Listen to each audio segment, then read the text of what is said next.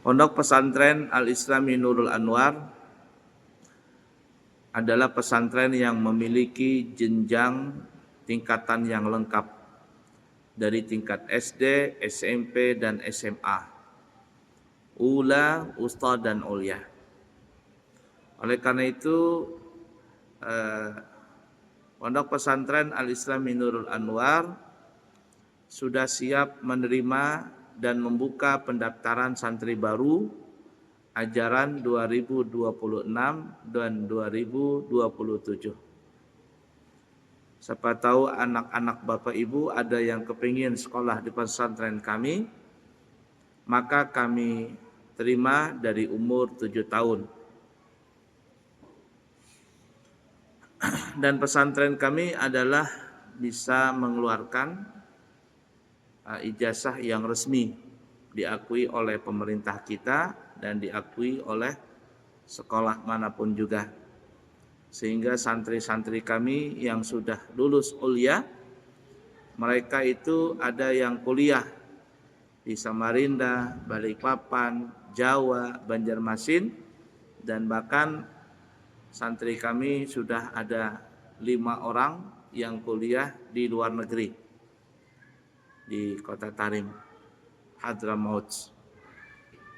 Nah, jadi siapa tahu ada yang berminat ingin anaknya belajar di pesantren kami, maka kami siap menerima pendaftaran. Kemudian insya Allah nanti kami pribadi dan rombongan umrah akan berangkat di tanggal 30 Desember.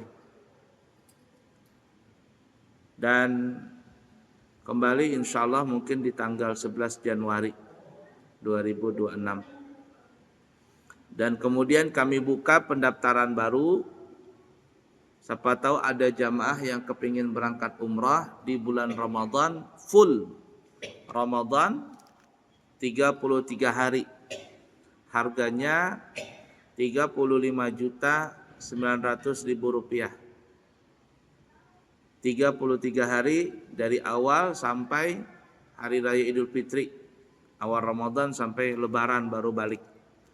Harganya 35.019.000 rupiah tanpa ada makan. Nah, jadi cuman transportasi dan hotel. Di Mekah hotelnya bintang 5, di Madinah bintang 3. Kenapa nggak ada makan? Ya puasa. Karena puasa jadi nggak usah bermakanan.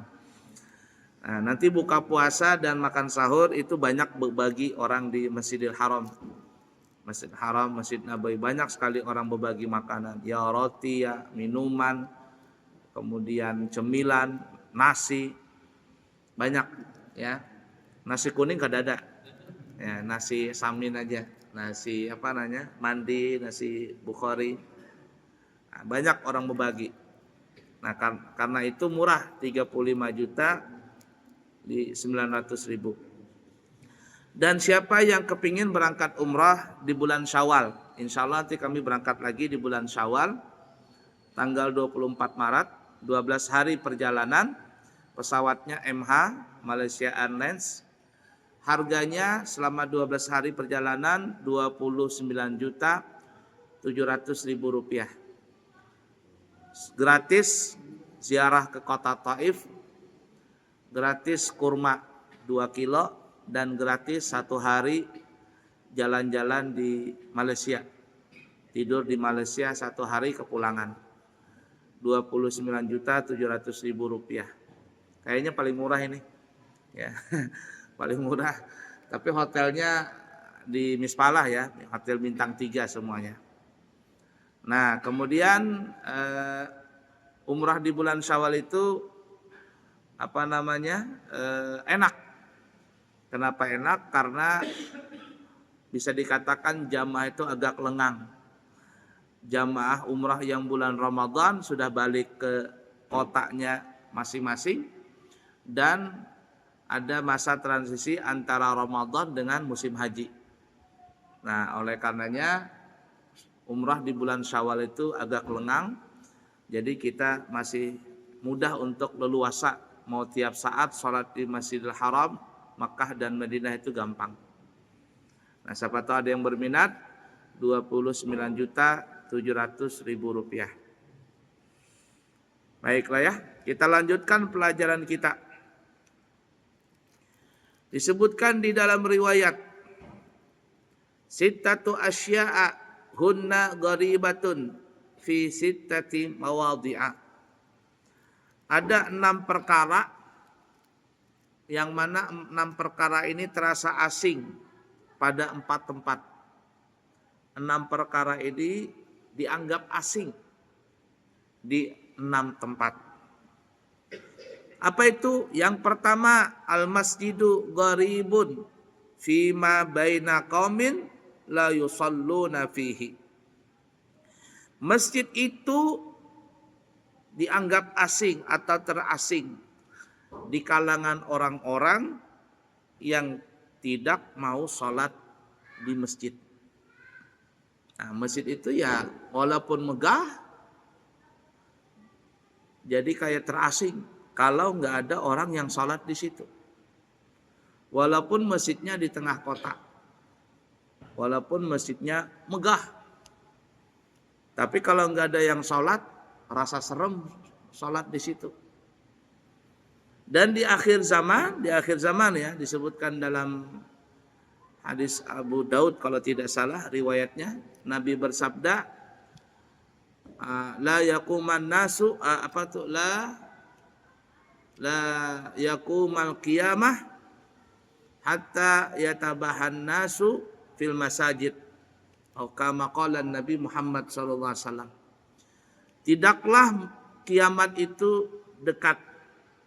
Tidaklah kiamat itu terjadi kecuali tanda dekatnya hari kiamat adalah manusia itu bermegah-megahan di dalam membangun masjid. Nah, pertanyaannya di zaman kita ini apakah sudah sampai masanya atau tidak ya? Di setiap kota itu bersaingan membangun Islamic Center, membangun masjid besar. Bahkan terkadang masjidnya dilapisi emas. Ada masjid yang lantainya ini batu giok, ada juga. Mahal banget tuh. Di daerah mana itu saya lihat di media sosial. Enggak apa-apa, bagus bangun masjid. Disebutkan dalam riwayat yang lain kan dikatakan, man banal masjidah lillahi banallahu lahu baitan fil jannah. Siapa yang bangun masjid karena Allah, maka Allah akan bangunkan istana bagi dia di surga nanti. Nah itu tuh. Jadi yang bangun masjid punya istana di surga. Tapi dalam sisi lain, di akhir zaman orang berbondong-bondong, bermegah-megahan mempercantik masjid atau membangun masjid. Tetapi yang sholat sedikit. Sehingga apa yang terjadi? Gharibun. Masjid itu kayak angker ya. Ya sunyi. Saking besarnya itu sunyi. Ada pernah saya sholat mau ke Banjarmasin, mampir daerah mana tuh sholat subuh. Jadi WC-nya itu ke bawah gitu. Waktu ke bawah itu kata saya, ya Allah ini WC ini serem banget kata saya. Keuduan ini serem banget. Ya merasa tidak merasa ya perasaan tuh serem itu WC itu. Jadi ketika saya naik bilang sama istri itu kalau bisa jangan wudu di bawah. Kenapa? Agak lain WC-nya kata saya. Agak lain. Karena gimana begitu? Serem. Mungkin orangnya jarang juga sholat di situ. serem banget kata saya. Nah, jadi asing masjid itu. Nah, oleh karenanya tantangan membangun masjid itu diperlukan membangun masjid. Tetapi yang terpenting juga adalah membangun karakter orang-orang yang ada di sekitar masjid. Bagaimana caranya menghidupkan masjid, bukan mencari kehidupan di masjid. Itu beda tuh ya. Menghidupkan masjid dengan mencari kehidupan di masjid itu beda. Ya, kalau masjid itu banyak duitnya nih tuh. Itu terkadang pergantian pengurus sampai berkelahian di dalam masjid. Kenapa? Karena duitnya banyak. Tapi kalau masjid itu kada ada duitnya, betunjul-tunjulan jadi pengurus. Pian aja. Kenapa? Kada ada duitnya. Tapi kalau ada duitnya, ya Allah, sampai berkelahian di masjid. Di Balikpapan berapa masjid yang sampai berkelahi? Ya, apa aja ya? Sampai aja di Kemenak tuh kabarnya itu berkelahian. Berebutan. Duitnya banyak. La ilaha illallah. Nah, jadi masjid akan jadi asing bagi orang yang tidak mau sholat di masjid.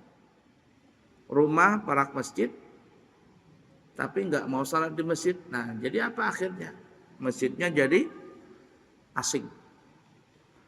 Ada cerita nih ya, cerita beneran di Balikpapan. Saya tidak sebutkan daerah mana. Itu masjid di tengah kota. Kenapa di tengah kota? Ya memang di tengah kota.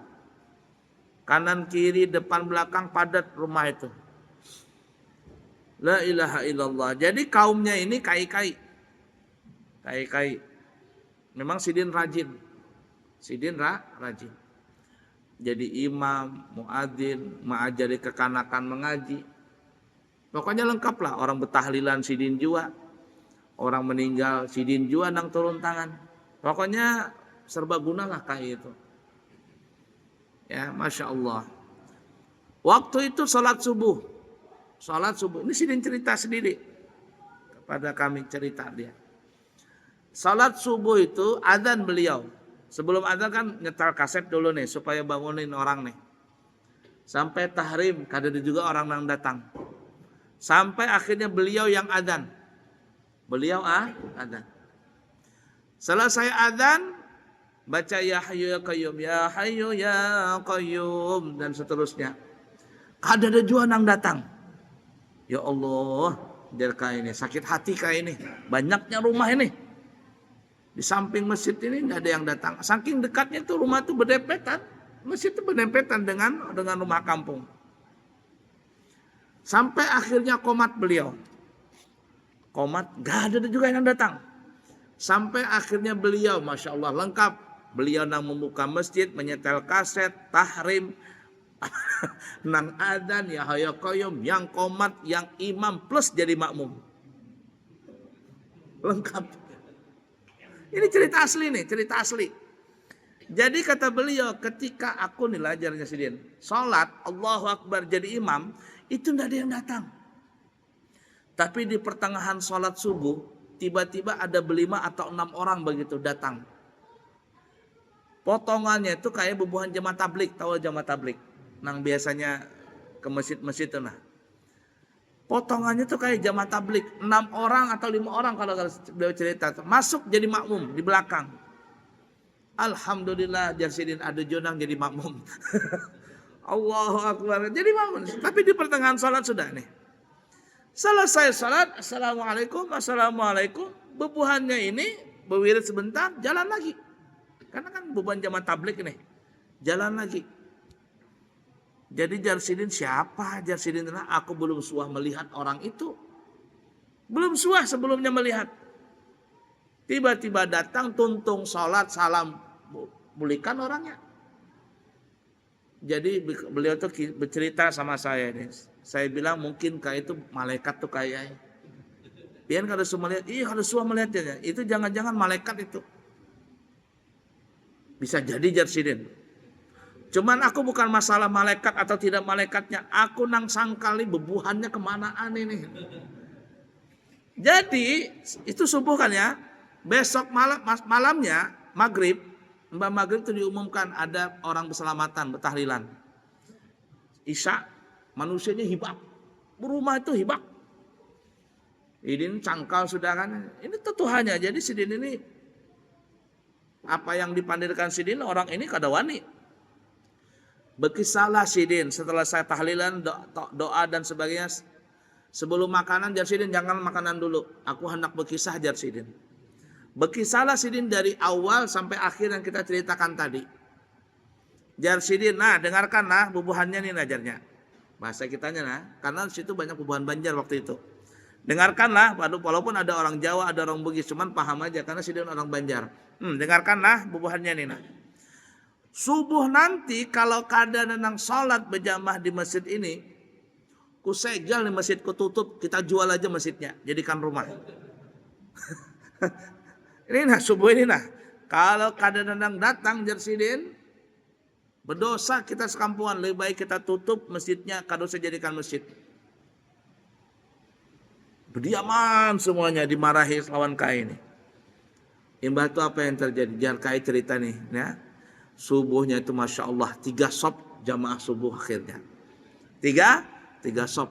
Jersidin untung datang, kalau kada bujuran ku segel ke masjid, ku tutup. Karena sidin yang megang kunci. Segel ku jual aja sekalian, masjid itu dilelang sekalian jadi panti asuhan ke apakah begitu. Nah, bayangkan tuh asing masjidnya. Nah, jadi zaman sekarang itu terjadi yang seperti itu.